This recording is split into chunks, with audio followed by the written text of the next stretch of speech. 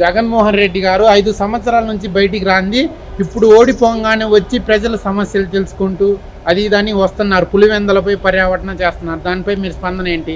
ఏంలే, మొత్తం స్టేట్ మొత్తం ఓడిపోయాడు. రేపు భవిష్యత్తులో పులివెందుల్లో కూడా ఓడిపోతానని ఒక నియోజకవర్గం అన్నా నాకు దిక్కుండాలి కదా అని చెప్పి అందుకోసం వస్తున్నాడు. ఎందుకంటే మీరు చూడండి, గతంలో ఎప్పుడూ రాలేదే, ఇప్పుడు ఎందుకు వచ్చి అక్కడే కూర్చుంటున్నాడు? రేపు భవిష్యత్తులో పులివెందుల్లో కూడా ఓడిపోతాడు కాబట్టి ఈ రోజు ఆ హెచ్చులు చేస్తున్నాడు అంతే. అప్పుడు గుర్తు రాని జనాలు ఇప్పుడు ఎలా గుర్తు? అదే అండి, ఇప్పుడు ఎమ్మెల్యేగానే గెలిచాడు. నేను చెప్పా ఇదే విధంగా పోతే రేపు భవిష్యత్తులో కూడా గెలవడని చెప్పి. అందుకని ఎమ్మెల్యేగా గెలవడం కోసం జగన్మోహన్ రెడ్డి పాత్ర. ఎందుకంటే ఇప్పుడు ప్రతిపక్షం కోసం పోరాడాడు.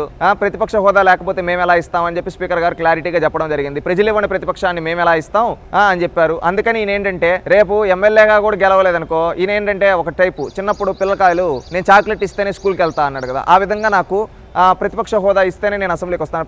వాళ్ళు ఏమన్నారు, ప్రజలు ఇవ్వని ప్రతిపక్షాన్ని మేము ఇవ్వలేమని చెప్పారు. ఇప్పుడు ఏంటంటే రేపు ఎమ్మెల్యేగా ఓడిపోయినా కానీ నన్ను ఎమ్మెల్యేగా గుర్తించి అసెంబ్లీలో కూర్చోబెట్టండి అంటాడేమో పిచ్చోడు. అందుకని చెప్పి ప్రజలు ఖచ్చితంగా రేపు ఓడిస్తారేమో అనే భయంతో ఈ పరువు పోతుందనే ఉద్దేశంతో ప్రజలకు మధ్యలోకి వస్తున్నాడేమో అని అనుకోవచ్చు.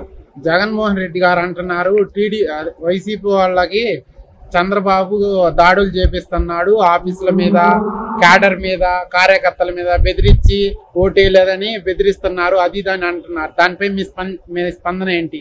ఒకటి, తెలుగుదేశం పార్టీ ఒకే లక్ష్యం, ప్రజలకు మంచి చేయడం, ప్రజలందరికీ అండగా నిలబడడం, ప్రజలకు ఒక భరోసా ఇవ్వడం, ఇది తెలుగుదేశం పార్టీ లక్ష్యం. అంతేగాని వైఎస్ఆర్సీపీ వాళ్ళపైన దాడులు చేయడం, జగన్మోహన్ రెడ్డి గారి పైన దాడి చేయడం తెలుగుదేశం పార్టీ లక్ష్యం కాదు. తెలుగుదేశం పార్టీ అభివృద్ధి, సంక్షేమ ఫలాలు పేద ప్రజలందరికీ అందాలనే ఉద్దేశంతో పనిచేస్తూ ఉంది. ఈ రోజు శత్రువులకు కూడా ప్రత్యర్థులకు కూడా మంచి చేయాలనేది తెలుగుదేశం పార్టీ లక్ష్యం. నిజంగా రౌడీజం, గోండాయిజం చేస్తే ఈ రోజు జగన్మోహన్ రెడ్డి ఎక్కడ నిలబడతాడయ్యా? ఈ రోజు జగన్మోహన్ రెడ్డి ఎక్కడ నిలబడతాడు? నిలబడి ఉండేవాడా? ఈ రోజు పులివెందులో అక్కడ నిలబడి, ఈ రోజు మీరే అంటున్నారు కదా, పులివెందులో నిలబడి ఉండేవాడా? పులివెందులకి వెళ్ళగలిగి ఉండేవాడా?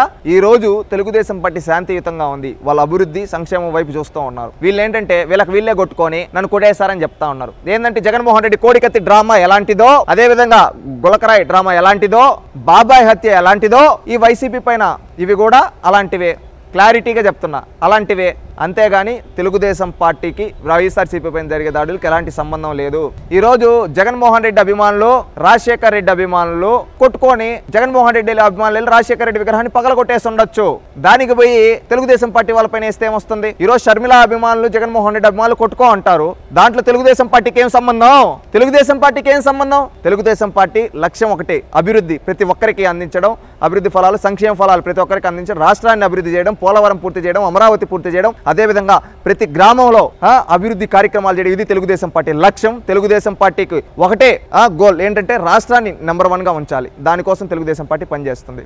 మరి కక్షపూరిత జగన్మోహన్ రెడ్డి అంటారు, కక్షపూరితగా రాజశేఖర రెడ్డి బొమ్మలు వైసీపీ పార్టీ ఆఫీస్ తాడేపల్లిలో ధ్వంసం చేశారు, ఇవన్నీ కక్షపూరిత చేస్తున్నారని అంటున్నారు. దానిపై మీరేమంటారు? ఒకటి, తెలుగుదేశం పార్టీ ఎక్కడ గాని కక్ష సాధింపు చేయదు. ఆ విగ్రహాల ధ్వంసాలు షర్మిల అభిమానులు, జగన్మోహన్ రెడ్డి అభిమానులు కొట్టుకొని రాజశేఖర రెడ్డి విగ్రహాన్ని పగలగొడితే, కాల్ చేస్తే మాకేం సంబంధం? తెలుగుదేశం పార్టీ అలాంటి రాజకీయాలు చేయదు. తెలుగుదేశం పార్టీ లక్ష్యం ఒకటే, పేద ప్రజలందరికీ సంక్షేమం అందించడం, అదే విధంగా రాష్ట్రాన్ని అభివృద్ధి చేయడం, రాష్ట్రాన్ని దేశంలో, ప్రపంచంలో నెంబర్ 1గా నిలబెట్టడం, అదేవిధంగా ఒక ఎడ్యుకేషనల్ హబ్గా, ఒక హార్టికల్చరల్ హబ్గా చేయడం, అదేవిధంగా రైతులందరినీ ఆదుకోవడం, మహిళలకు రక్షణ కల్పించడం, ఇవి తెలుగుదేశం పార్టీ లక్ష్యాలు. తెలుగుదేశం పార్టీ ప్రజాక్షేమమే తెలుగుదేశం పార్టీ పనిచేస్తుంది. అంతేగాని కక్ష సాధింపు అనేది తెలుగుదేశం పార్టీ డిఎన్ఏలో లేదు. నిజంగా కక్ష సాధింపు జరుగుంటే ఈరోజు జగన్మోహన్ రెడ్డి ఉండగలుగుంటాడా ఈ రాష్ట్రంలో అని మేము సూటిగా అడుగుతూ ఉన్నాం. ఈ రోజు వాళ్ళ ఎమ్మెల్యేలు బయటకు వచ్చి ఈ విధంగా నోటికి వచ్చినట్టు బూతులు మాట్లాడగలుగుంటారా? నిన్నెవడో నాగార్జున నోటుకు వచ్చినట్టు చంద్రబాబు నాయుడిని చంపేస్తానని హెచ్చరించుంటాడా?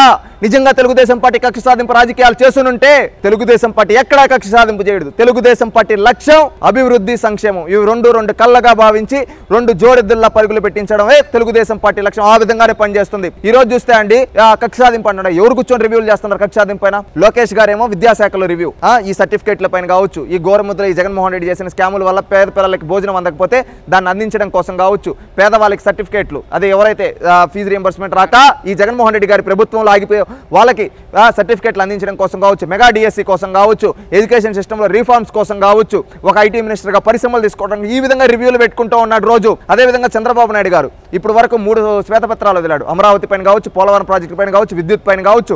ఇవే కాకుండా ఢిల్లీ పర్యటనకి వెళ్ళారు, రాష్ట్రానికి రావాల్సిన బడ్జెట్ గురించి. అదేవిధంగా పోలవరం సమీక్షకి వెళ్ళారు. అదేవిధంగా రాష్ట్రంలో అన్ని శాఖలపైన సమీక్ష చేస్తూ ఉన్నారు. ఈ విధంగా చంద్రబాబు నాయుడు గారు, లోకేష్ గారు ఇద్దరు వాళ్ళ రంగాల్లో సమీక్షా సమావేశాల్లో బిజీగా ఉండి పేద ప్రజలకు ఎలా మంచి చేద్దామా, సంక్షేమాన్ని ఎలా అందించడం, ఇచ్చిన హామీలు 5 మీరు చూస్తే 5 పైన సంతకం పెట్టి అవుటి గురించి పనిచేస్తూ, అదేవిధంగా రేపు భవిష్యత్తులో ఇంకా అనేక హామీలు, ఇంకా కొత్తదనం ఏ విధంగా చేయాలని చెప్పి అవుటి గురించి ఆలోచిస్తూ ఉంటే, ఇక్కడ ఈ 4 రోజుల్లో ఇవి జరిగితే, ఇన్ని కార్యక్రమాలు చంద్రబాబు నాయుడు గారు, లోకేష్ గారు బిజీగా ఉంటే, ఇక్కడ కక్ష సాధింపు జరుగుతూ ఉన్నాడంటే జగన్మోహన్ రెడ్డిని ఏమనాలి, ఏమి తీసుకొని కొట్టాలి? ఈరోజు వాళ్ళు కొట్టుకొని తెలుగుదేశం పార్టీ పైన తోస్తారు. ఈ డైవర్షన్ పాలిటిక్స్ అండి. ఆ రోజు కోడికత్తి ఎవడు గీశాడు, ఎవడు చంపాడు, నన్ను చంపేస్తున్నానే వాళ్ళ బాబాయ్ని ఎవరు చంపారు, నేరస్తుల్ని పక్కన పెట్టుకొని ఆ రోజు విషయం చెప్పి ఇప్పుడు మళ్ళీ విషయం చెప్పాలంటే ఊడు చూస్తూ ఉన్నాడు. ఈ రోజు ప్రజలే జగన్మోహన్ రెడ్డి రోడ్డు పైకి వస్తే బుద్ధి చెప్తారు. జగన్మోహన్ రెడ్డి గారు అంటున్నారు మేము మంచి చేసే ఓడిపోయాం అంటున్నారు. దానిపై మీ స్పందన ఏంటి? మంచి చేసి కాదురా నాయన, రాష్ట్రాన్ని ముంచేసి ఓడిపోయావు. రాష్ట్రాన్ని ముంచేసి ఓడిపోయావు. మంచి చేసి ఓడిపోలా, ముంచేసి ఓడిపోయావు. అర్థమవుతా ఉందా? రాష్ట్రాన్ని ముంచేసి ఓడిపోయావు. నిజంగా మంచి చేసానంటే ఆ రోజు ఆయన అన్నాడు కదా, అవ్వాతాతల అభిమానాలు ఏమయ్యాయో అని. అవ్వాతాతల అభిమానాలు ఈ రోజు లోకేష్ గారి దగ్గరికి వెళ్తా ఉన్నారు, చంద్రబాబు నాయుడు దగ్గరికి వెళ్తా ఉన్నారు. ఈ విధంగా ప్రజలందరూ కష్టాలు చెప్పుకునే దానికి ఇంతకుముందు నువ్వు ప్యాలెస్లో పెత్తందారులాగా ఉన్నావు కదా, అది చూసి నిన్ను ఓడించారు. ఈ రోజు మంచి కోసం వీళ్ళ దగ్గరికి వెళ్తున్నారు. ఎందుకంటే వాళ్ళ చుట్టూ పరదాలు లేవు, అన్నీ లేవు, వాళ్ళు ఓపెన్గా ఉన్నారు. ఈ రోజు జగన్మోహన్ రెడ్డి మంచి చేసి కాదు, రాష్ట్రాన్ని ముంచేసి ఓడిపోయాడు. రాష్ట్రంలో యువతకి ఉపాధి ఉద్యోగ అవకాశాలు లేకుండా, ఫీజు రియంబర్స్మెంట్లు రాకుండా అడ్డుకున్నందుకు ఓడిపోయాడు. అదేవిధంగా పెన్షన్ని పెంచుతానని చెప్పి ఈ విధంగా మోసం చేసినందుకు ఓడిపోయాడు. అదేవిధంగా ఆడబిడ్డలపైన అత్యాచారాలు కనీసం చర్యలు తీసుకున్నందుకు ఓడిపోయాడు.